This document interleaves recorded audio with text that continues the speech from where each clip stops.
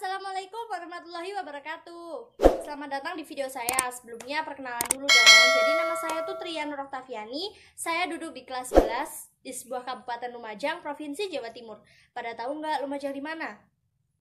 Jadi motivasi saya mengikuti lomba review novel di Rumah Cermat ini adalah untuk mencari pengalaman.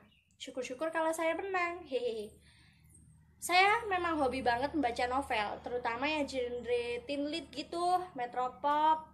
Saya suka banget membaca novel tentang remaja-remaja gitu, tentang teknologi juga, terutama kalau pemainnya itu cowok-cowok ganteng gitu aja ya.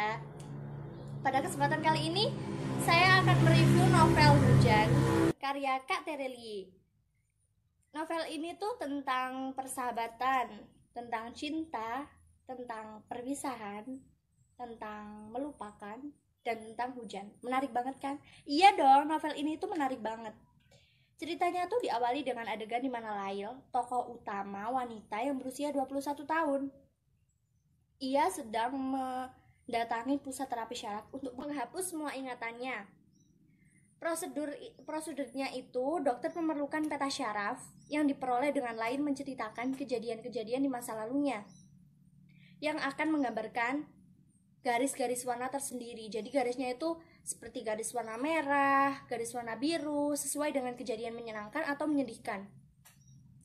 Kemudian cerita berlanjut dengan adegan di mana 8 tahun silam, ketika Lail dan Esok tuh tokoh utama laki-laki yang usianya 2 tahun lebih tua daripada Lail, ketika bencana gempa bumi terjadi akibat meletusnya Gunung Purba. Mereka kemudian ditampung di tempat pengungsian. Mereka melalui masa-masa sulit bersama setelah kehilangan anggota keluarganya. Quote yang saya suka ada di halaman 59. Kejadian besar seperti itu selalu bisa membuat orang menjadi cepat dewasa. Mereka tidak bisa melawan.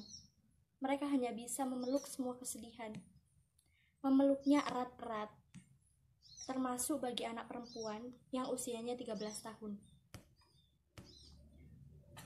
Setelah keadaan mulai membaik, para pengungsi dipindahkan ke rumah panti atau rumah susun, atau mulai memperbaiki rumah mereka yang dilanda gempa. Lail yang kala itu masih anak-anak termasuk dalam kelompok yang dipindahkan ke panti, sedangkan Esok ia ikut bersama keluarga angkatnya yang akan membiayainya sekolah dan membiayai pengobatan ibunya. Di panti, Lail bertemu dengan Maryam, yaitu sahabat barunya yang sedikit banyaknya menghibur Lail dari kesedihannya.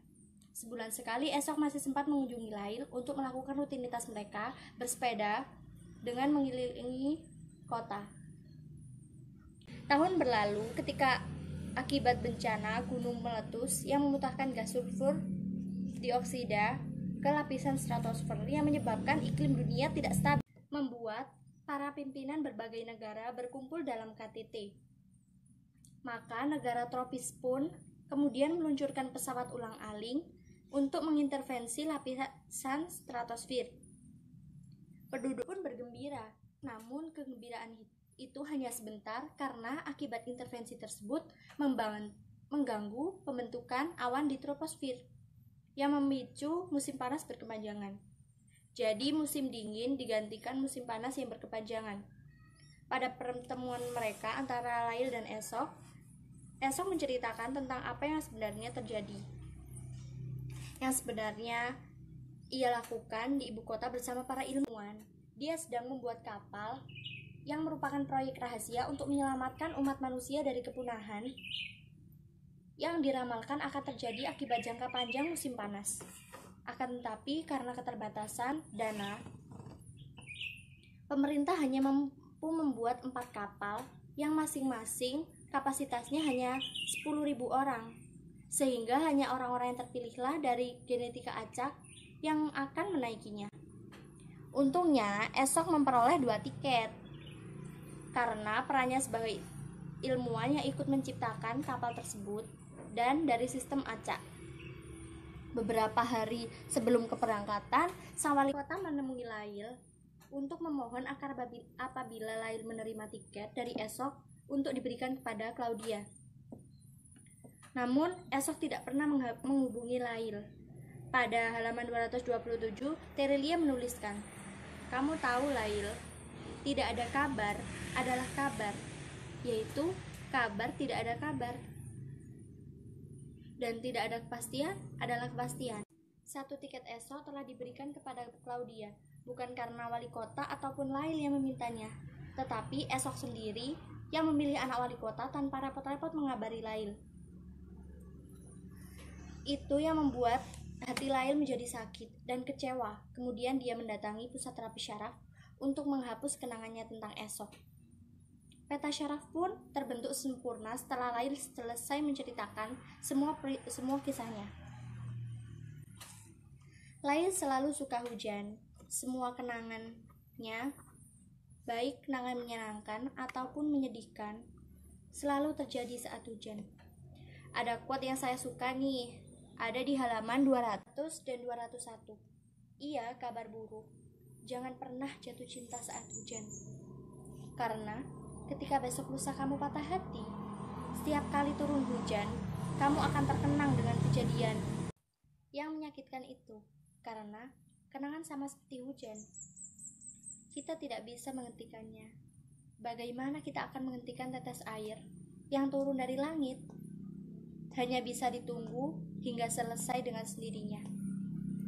Elijah yang mendampingi Lail kemudian bertanya, apakah Lail benar-benar ingin menghapus semua ingatannya?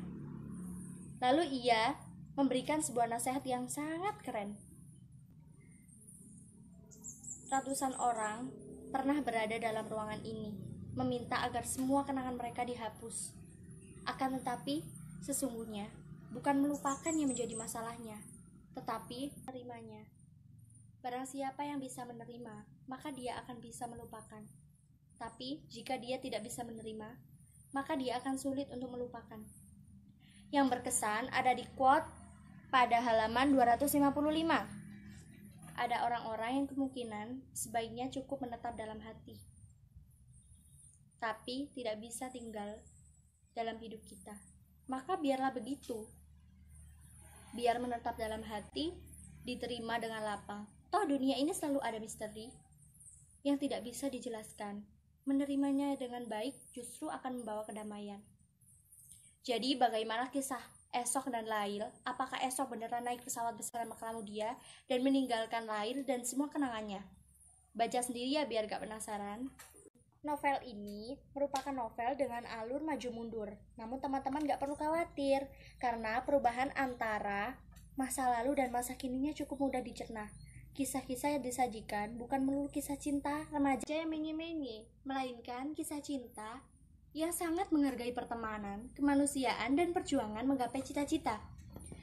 Adegannya tidak hanya interaksi antara Lail dan Esok, tetapi juga interaksi antara Lail dengan Maryam yang kocak banget, Ibu Suri yang mengharukan, dan antara Lail dan Ibu Esok.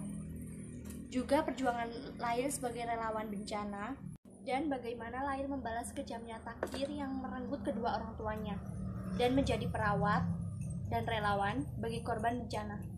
Sungguh menginspirasi, bukan? Oh iya, buku ini mengambil setting di masa depan tahun 2042, di mana teknologi sudah berkembang sangat pesat. Tapi bukan tidak mungkin di masa depan memang ada tablet setipis HVS, mobil terbang, dan logam yang ditanam di tangan, hologram, dan benda terbarukan lainnya. Kita juga banyak belajar tentang kondisi bumi, bencana alam, dan keegoisan manusia yang merusak bukan hanya alam, tetapi juga diri manusia itu sendiri. Intinya novel ini pas banget dengan sentuhan momen-momen manis antara Lail dan Esok yang membuat kita menanti-nanti kapan akan menemukan momen romantis lagi antara Lail dan Esok. Terakhir, saya akan mencomot kalimat keren dari novel ini lagi pada halaman 317. Bukan berapa lama umat manusia bertahan hidup sebagai ukuran kebahagiaan mereka, tapi seberapa besar kemampuan mereka memeluk erat-erat semua hal yang menyakitkan yang mereka alami. Demikian review novel saya, kurang lebihnya saya mohon maaf karena saya juga masih belajar. Jangan lupa like dan komen, mohon doanya biar saya menang ya. Wassalamualaikum warahmatullahi wabarakatuh.